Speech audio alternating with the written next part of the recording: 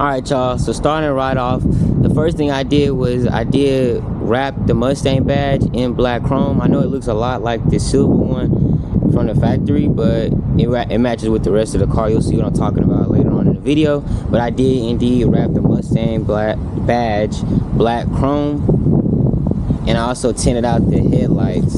That's really hit or miss with a lot of people, but I like it, and my car is black, so I really wanted to go with that all black theme, and that helped with that. So I like the tint, the headlight tint.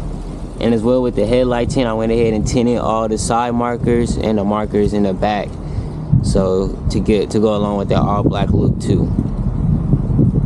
The next thing I did, I think, was the splitters. I went through like 3 or 4 lips and they just all kept on scraping or flying off. So I tried another alternative, and I went with the chin splitters, and I haven't had any problems with it. It is low, the car is low, so it does scrape a little bit, but not nowhere near as much as my lips used to scrape. And I personally, I think it gives it a better appearance and a more cleaner look, and it kind of goes along with the trim that already came with the Mustang as well. So I think that was the second or third thing I did. Yeah, I really didn't want to do too much to the front. I just wanted to kind of go with the all black look and black everything out and keep it neat.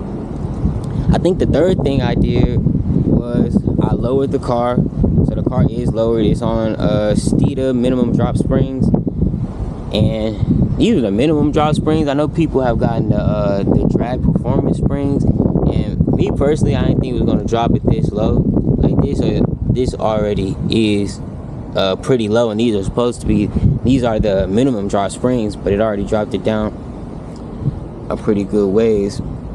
So I definitely wouldn't want to go any lower than this. Like this is just right. This is already a little bit lower than I expected.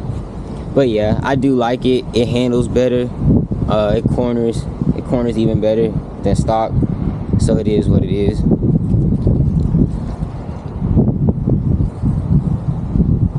Jumping into the next thing I did, I did this first. I just forgot to include it, so we'll go ahead and throw it in now. Yeah, so I did upgrade the tires to 275s. I think they came with like 255s or 265s in the back, which is absolutely too small for any Mustang, no cap.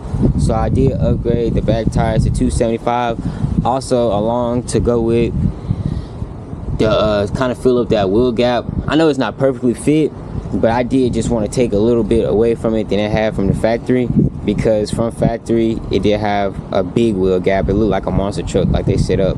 So the springs helped with that, and the bigger tires did help with that. Plus it gives it a more aggressive look from the side when you're sitting and looking at it. And now moving on to the back half of the car, I guess we'll start at the top. This is an Insta360 mount.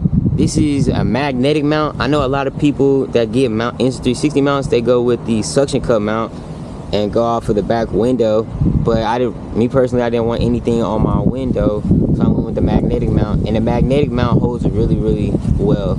I've never had any problems with it. It's super sturdy, so I would definitely recommend a magnetic mount. Yeah, if y'all are even interested in getting a 360 mount. And along with the 360 mount, I did get a black chrome stripe wrapped across the top going this way, and that's just to protect the paint from the magnetic mount, and that so I don't have to worry about it. So yeah, that's what's done up top. Oh, and I also wrapped the brake light. And then moving on to the actual back of the car, we start off with the spoiler. This is a performance pack, so it did come with a spoiler, but it was way too small for my liking, so I did upgrade it to the Air Design spoiler, and it looks really, really good in my opinion. I did go with the ABS plastic, just the dry plastic, because I knew that it would kind of look the same as the plastic that's down here, so I kind of wanted the contrast to go all together, and it worked out pretty good in my opinion. And just sticking with the back half of the car, I did wrap the deck lid in black chrome along with the tail lights, and I'm glad I wrapped the tail lights in black chrome, or I tinted the tail lights in black chrome, because a lot of people ask me, does it look like that it looks like the Euros? A lot of people ask me, do I have the Euros for the car yet? So I might just end up keeping the wrap on the car, or the wrap on the tail light, since it already looks like the Euros, and save me some money there. But moving on down, I did black out the exhaust tips from the factory. They did come great. I blacked them out to complete the all black look of the car, along with the reflectors and lights, like I said earlier. And this really helped with giving the back half of the car that signature Mustang look, making it real aggressive.